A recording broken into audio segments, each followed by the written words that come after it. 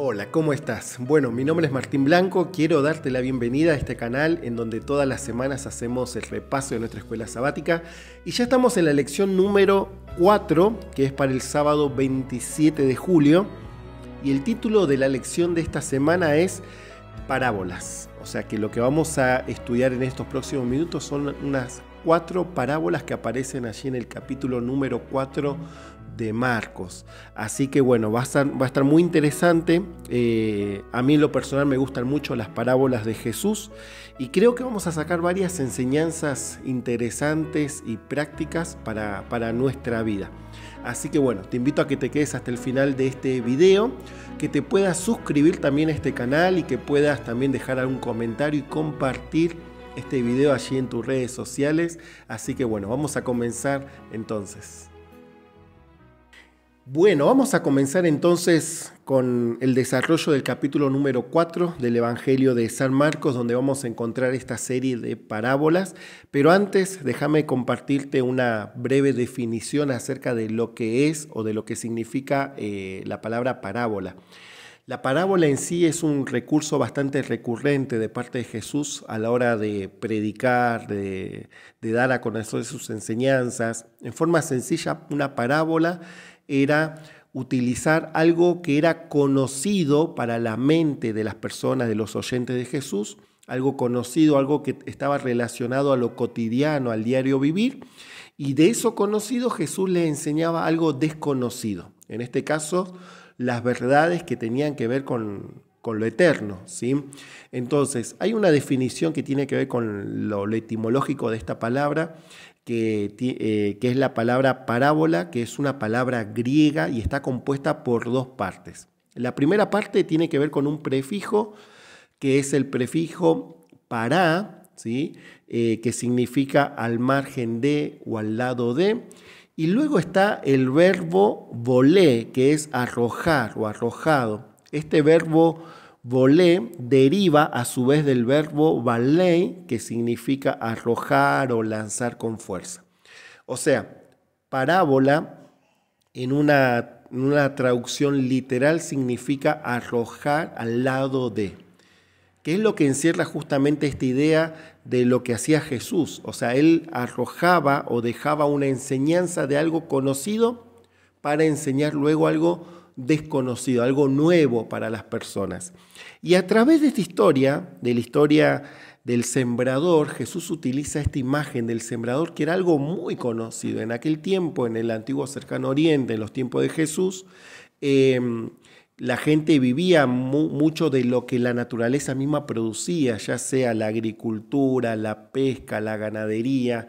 Y en este caso Jesús utiliza la imagen de un sembrador, ¿sí? Y comienza diciendo así, cuando Jesús comienza a enseñar. A partir del versículo 3, bueno, en el versículo 1 y 2, vos vas a ver muy claramente que los oyentes eran una gran multitud, ¿sí? Había mucha gente que se había reunido alrededor de Jesús para escuchar las enseñanzas. Y dice el versículo 2, y les enseñaba muchas cosas por medio de parábolas. Y en esa enseñanza Jesús dijo, oigan, el sembrador salió a sembrar. Y al sembrar, parte de la semilla cayó junto al camino y las aves del cielo la comieron. Otra parte cayó junto en pedregales donde no había mucha tierra. Y brotó rápido porque no había tierra profunda, pero al salir el sol se quemó. Y como no tenía raíz se secó. Otra parte cayó entre espinos que crecieron y ahogaron la semilla y no dio frutos. Pero otra parte cayó en buena tierra. Y dio fruto, brotó, creció y produjo 30, 60 y 100 por uno. Y entonces Jesús dice, el que tiene oídos para oír, oiga. ¿Sí? Es interesante lo que hace este sembrador. Él sale a sembrar. Esta persona, por lo que cuenta el relato, no está enfocada tanto en el terreno, en donde él va a sembrar. Él lo que hace es siembra, la semilla cae en diferentes terrenos. Por lo menos acá vemos 4 terrenos diferentes.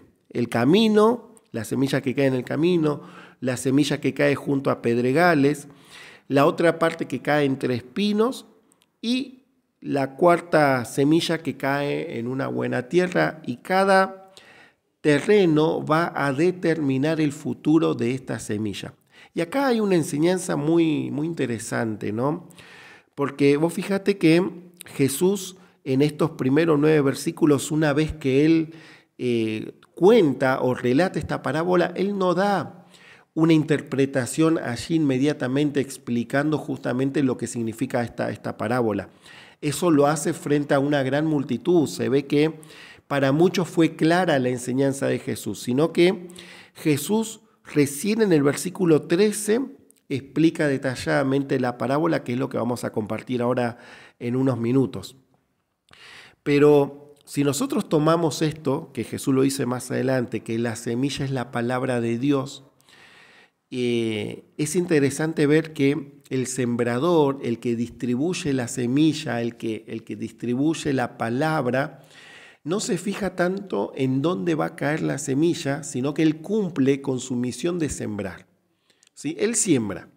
Y esto nos habla, por lo menos a mí me hace pensar en el papel que nosotros jugamos, o en el papel que nosotros tenemos, mejor dicho, en esto de compartir la palabra de Dios. Muchas veces nosotros caemos en esto de tener ciertos prejuicios a la hora de predicar la palabra de Dios. Es como que seleccionamos en qué tierra vamos a llevar o en qué tierra vamos a sembrar la semilla. Y a veces ese prejuicio que tenemos nos puede jugar muy en contra, porque muchas veces nos dejamos llevar por lo que vemos en la otra persona, por lo que sabemos o por lo que conocemos de la otra persona, y eso muchas veces determina si le compartimos o no la palabra de Dios. A veces conocemos a una persona, conocemos el pasado o conocemos el presente de la persona y ya llegamos a la conclusión en decir, esta persona no va a aceptar la palabra de Dios. Entonces no le predico, porque ¿para qué le voy a predicar? Voy a perder mi tiempo. Igualmente esta persona no va a aceptar la palabra de Dios. Eso es muchas veces el prejuicio que nosotros tenemos y que nos limita a la hora de sembrar la semilla, sembrar la palabra de Dios. Qué interesante lo que hace este sembrador, que él solamente siembra, él solamente arroja la semilla. No importa cuál es el terreno.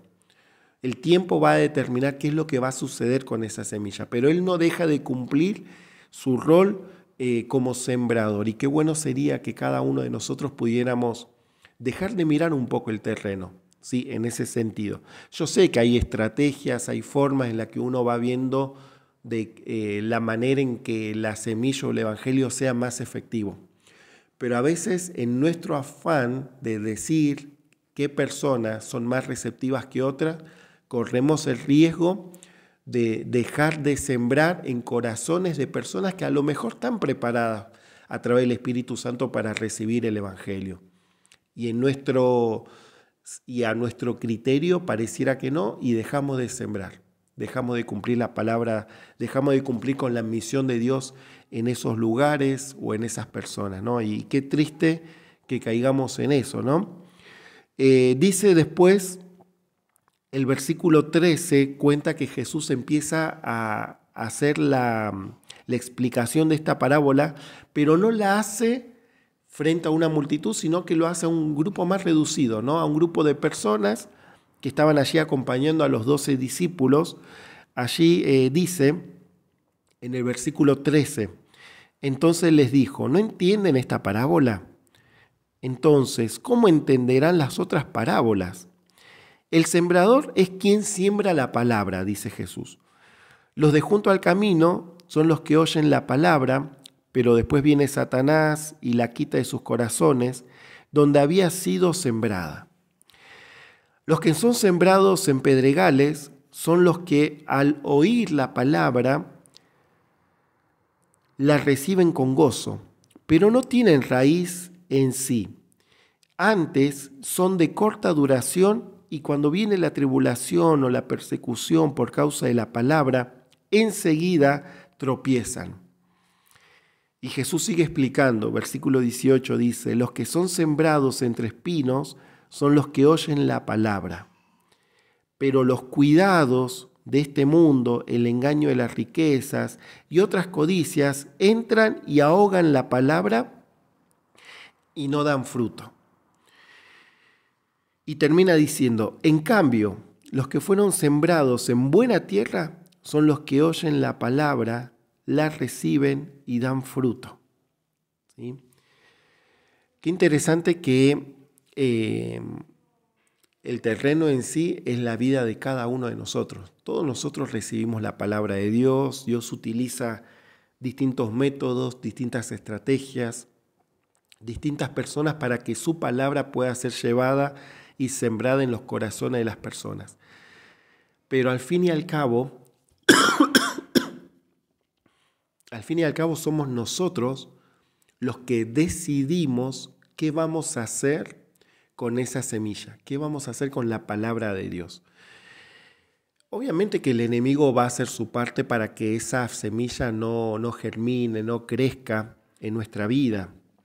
Y como dice aquel relato, como dice la explicación de Jesús, a veces los afanes de la vida, las preocupaciones, a veces nuestro poco estudio de la palabra de Dios, ese no profundizar la palabra de Dios, no reforzar nuestra vida en relación con Dios, va a hacer que en los momentos de pruebas o en los momentos difíciles uno tome la decisión de volver atrás, ¿sí? Hay varios motivos que uno podría decir, bueno, por esto es que no estoy decidiendo continuar o no estoy decidiendo seguir a Jesús.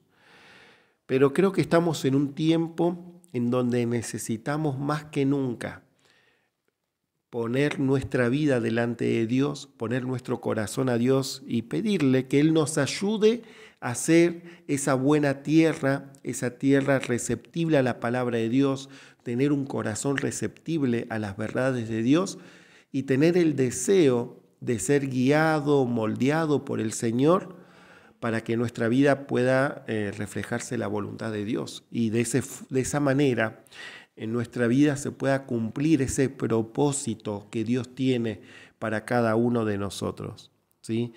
La parábola del sembrador podemos nosotros quedarnos allí y sacar varias lecciones para nuestra vida, pero me quedo yo con esas 2 lecciones nada más, ¿sí? ¿De qué manera yo soy un sembrador? ¿De qué manera yo estoy llevando la palabra de Dios a otra persona? Y al mismo tiempo también me hace pensar qué clase de tierra soy yo, qué clase de suelo soy yo, y si la semilla o la palabra de Dios está dando ese fruto, ese resultado que Dios quiere que en nuestra vida pueda ser reflejado. El Salmos, el capítulo 119, versículo 105 dice, lámpara es para mis pies tu palabra, una luz en mi camino. Y la siguiente parábola que aparece allí en el Evangelio de Marcos tiene que ver con esta afirmación, ¿no? Allí a partir del versículo 21 al 23 encontramos la siguiente parábola que es justamente de una lámpara, que esa lámpara de alguna forma simboliza la palabra de Dios, el Evangelio, las buenas nuevas, ¿sí? Y dice así, el versículo 21, entonces Jesús le preguntó, ¿acaso alguien encendería una lámpara y luego la pondría debajo de una canasta, de una cama? Claro que no, una lámpara se coloca en un lugar alto donde su luz alumbre, dice, pues todo lo que está escondido tarde o temprano se descubrirá y todo secreto saldrá a la luz. El que tenga oídos para oír, que escuche y entienda. Termina de la misma forma que es la parábola del sembrador, ¿no? El que tiene oídos para oír, escuche y entienda, ¿no? Es como que de alguna manera Jesús está apelando a nuestro razonamiento, a nuestro entendimiento, para que entendamos lo que Él nos está tratando de decir. Ahora yo me pregunto a mí y te pregunto a vos, ¿qué es lo que estamos haciendo con la palabra de Dios? ¿Qué es lo que estamos haciendo nosotros con esa luz que en algún momento de nuestra vida hemos recibido? ¿Le estamos escondiendo? ¿Le estamos dando a conocer? A mí me toca constantemente estar con los hermanos de iglesia, ¿no? Con personas que, que ya llevan muchos años, décadas, incluso dentro de la misma iglesia, llevando su vida, ¿no? Su vida de relación con Dios, eh, y personas que a lo mejor están 20, 30 años en la iglesia, pero que no han tenido la experiencia de dar un estudio bíblico, no han tenido la experiencia de estar involucrados en una actividad misionera, personas que no se animan a predicar, y que tampoco muestran el interés de querer capacitarse o aprender para en algún momento hacerlo, ¿no? Y realmente a mí eso es muy preocupante. A ver, cuando una persona conoce a Jesús, se dice que sus primeros 3 años en el camino del Dios son los más productivos. La persona tiene una efusividad, un entusiasmo para compartir ese evangelio, lo que conoció, lo que transformó su vida, lo comparte con sus vecinos, con sus amigos, con sus familiares. No la podés callar esa persona. Pero a medida que va pasando el tiempo, la persona va entrando en un adormecimiento espiritual y misionero, en donde puede pasar años y deja de lado su vida activa, su vida misionera activa. Y llega un momento donde la persona se acostumbra a eso, ¿sí? A solamente ir a la iglesia, ser parte del culto, escuchar, recibir el mensaje, pero no lo comparte. Y yo creo que esta parábola es de alguna forma un llamado de atención a qué es lo que estamos haciendo nosotros con esa luz que hemos recibido de parte de Dios. Y yo quiero animarte, si vos sos una de esas personas que llevas años en la iglesia, pero que no estás dando estudios bíblicos, que no estás visitando a alguien que no está viniendo, que no estás participando en algún departamento de la iglesia, te animo a que vos puedas empezar a poner tus dones, los talentos que el Señor te dio al servicio del Señor. Y si tenés miedo, tenés timidez, bueno, el Señor te va a ir ayudando a que eso lo puedas ir trabajando. No necesariamente un trabajo misionero tiene que significar que estés expuesto o expuesta o tengas que hablar frente a las personas. Puedes hacer un trabajo con un perfil bajo, pero un trabajo activo, ¿sí? Y ojalá que el Señor nos ayude a que podamos tener esa disposición de estar involucrados en la obra del Señor. Bueno, ya estamos en la última parte de nuestra escuela sabática y nos encontramos con las últimas 2 parábolas. La primera tiene que ver con la semilla que crece y con la última con la semilla de mostaza. Las dos encierran en parte la misma verdad que tiene que ver con qué es el reino de Dios o a qué se compara el reino de Dios. Y en el versículo 26 dice así: el reino de Dios, esto lo dice Jesús, el reino de Dios es como un agricultor que esparce semilla en la tierra. Día y noche, sea que él esté dormido o despierto, la semilla brota y crece. Pero él no entiende cómo sucede. La tierra produce las cosechas por sí sola. Primero aparece una hoja, luego se forma la espiga y finalmente el grano madura. Tan pronto como el grano está listo, el agricultor lo corta con la hoz porque ha llegado el tiempo de la cosecha. Es muy interesante esta parábola porque de alguna manera enfatiza que hay un proceso real, un proceso necesario para lograr una madurez espiritual. Y creo que eso es algo que todos nosotros tenemos que comprender, ¿no? Esto del proceso que tiene que ver con la madurez espiritual. Muchas veces caemos en la equivocación de creer que una persona, cuando entrega su vida a Jesús, cuando se bautiza, ya llegó a su madurez espiritual o a su madurez cristiana y ya dejamos de tratarla con ese cuidado, con ese tacto, con esa paciencia que tal vez lo veníamos haciendo hasta antes que la persona entregara su vida a Cristo. Y nos cuesta entender que todos nosotros todavía seguimos en ese proceso.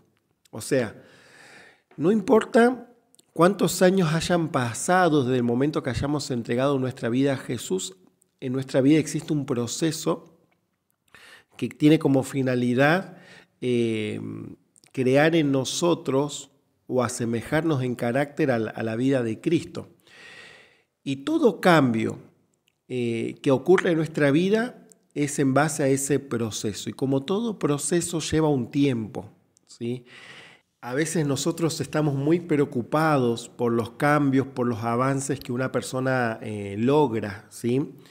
Y podemos caer en el error de creer que nosotros somos los que debiéramos producir esos cambios en las personas. Y no es así. Yo no cambio a nadie, yo no tengo el poder de cambiar a nadie, ¿sí? Eso es una obra que solamente le corresponde a Dios a través de la obra del Espíritu Santo, ¿sí? A veces nosotros en esa preocupación que tenemos que las personas cambien, hacemos cosas o decimos cosas que en vez de lograr el avance espiritual en esa persona, lo único que hacemos es lograr un retroceso espiritual, un desánimo, y en algunos casos la persona deja de asistir a la iglesia. Por eso me interesa mucho esta parábola y lo bien que deja en claro que el proceso es importante en la vida de todos nosotros. Nosotros, como dice allí, seríamos como el agricultor que esparce la semilla. Y Dios va obrando. Estemos durmiendo, estemos despiertos, Dios va obrando en el corazón de esa persona y logrando esos cambios. A ver, no estoy diciendo que nosotros nos desliguemos completamente, y tampoco dejemos de preocuparnos por el crecimiento espiritual de una persona. Nosotros tenemos que estar ahí, acompañar, guiar, aconsejar, siempre, en todo momento, pero no creamos que la persona va a cambiar por lo que yo haga o por lo que yo le diga. Eso es una obra que lo hace el Espíritu Santo, ¿sí? Creo que eso es muy bueno, incluso para uno. Es como que te da un alivio en decir, bueno, Dios va a hacer su obra en el momento indicado, y esa persona va a poder experimentar en su propia vida lo que Dios quiere hacer en ella a través del Espíritu Santo. Y la última parábola tiene que ver con esto que venimos hablando también, ¿no? Jesús comienza diciendo allí en el versículo 30, ¿cómo puedo describir el reino de Dios? ¿Qué relato emplearé para ilustrarlo?, pregunta él. Y dice, es como una semilla de mostaza sembrada en la tierra. Es la más pequeña de las semillas, pero se convierte en una planta más grande, se convierte en la planta más grande del huerto. Sus ramas llegan a ser tan grandes que los pájaros hacen nidos bajo su sombra. Y termina diciendo, Jesús empleó muchas historias e ilustraciones similares para enseñar a la gente tanto como pudiera entender. De hecho, durante su ministerio público nunca enseñó sin usar parábolas, pero después, cuando estaba a solas con sus discípulos, le explicaba todos a ellos. No sé si alguna vez pudiste ver lo que es una semilla de mostaza, ¿no? Es impresionante lo chiquitita que es y cómo a través de esa semilla tan pequeña puede crecer un árbol grande, fuerte, como es el árbol de mostaza. Y de alguna manera el Evangelio de Dios comenzó siendo algo pequeño, algo casi insignificante, podríamos decir, porque en aquel tiempo de Jesús, ¿quién iba a pensar que de una persona simple, sencilla, como lo era Cristo, se iba a generar un movimiento tan grande, ¿sí?, de un impacto tan importante en la historia humana que hasta el día de hoy continúa el Evangelio, ¿sí? La iglesia, en sus inicios, la iglesia era pequeña, era un grupo de personas que estaban dispuestos a ser fieles a Dios incluso a costa de poner en riesgo su propia vida. La iglesia creció con el poder, con el cuidado de Dios y llegó a ser lo que hoy en día es, ¿sí?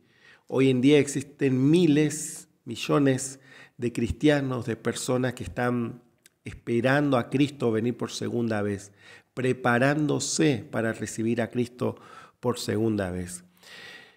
Y me impactó mucho esta última parte, el versículo 34 de allí del versículo del capítulo 4. ¿Sí? Lo voy a leer de acá de esta Biblia, que es la versión 2000. Dice así: sin parábolas no les hablaba, pero a sus discípulos en privado le explicaba todo. ¿Sí? Jesús, mientras estaba en público, podríamos decir, él hablaba en parábolas porque era el recurso que era más eficaz para poder transmitir las enseñanzas, las lecciones de vida de Cristo.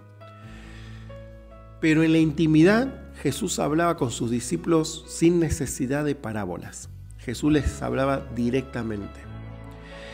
Y qué bueno es que vos y yo podamos tener esa posibilidad también de tener un encuentro personal con Cristo cada día. Un encuentro en el que vos abrís la palabra de Dios, un encuentro en donde Dios te habla a través de su palabra, te aconseja, te orienta, también te exhorta, ¿sí? Pero todo eso lo hace Dios a través de su palabra. Y qué privilegio que tenemos hoy en día, de que cada uno de nosotros podemos tener la palabra de Dios a nuestra disposición las 24 horas del día. Y ojalá que Dios nos dé la fuerza, la voluntad para que cada día podamos tener ese encuentro necesario con Él, que nos va a ayudar a prepararnos y a estar cada vez más fortalecidos. Sigamos estudiando las parábolas, las enseñanzas. La semana que viene seguramente vamos a estar tocando el capítulo número 5 de San Marcos, así que te animo a que continúes con el estudio de esta escuela sabática, que seguramente hay muchas lecciones que vamos a poder rescatar para nuestra vida. Vamos a hacer una oración y vamos a pedirle a Dios que nos acompañe, que nos bendiga a cada uno de nosotros. Querido Padre que estás en los cielos, queremos agradecerte mucho por este momento, agradecerte porque tú nos das la posibilidad, el tiempo para poder compartir este espacio, Señor. Y también gracias porque a través de tu palabra tú nos hablas, a través de tu palabra tú nos dejas estas parábolas, estas historias que nos hacen reflexionar, Señor, en cómo estamos espiritualmente, en la necesidad que tenemos de ti. Y ayúdanos, Señor, a que esa semilla que es tu palabra pueda caer en buena tierra, pueda caer en nuestro corazón y dé los frutos que tú quieres que llevemos, Señor. Por eso nos ponemos en tus manos en este momento y oramos y pedimos todo en el nombre de Jesús. Amén. Bueno, querida familia, nos vemos entonces la semana próxima. Gracias por acompañarnos hasta el final de este video. Te recuerdo que te suscribas, que dejes algún comentario y que puedas compartir también este video allí en tus redes sociales. Te mando un abrazo y nos vemos la semana que viene. Chau, chau.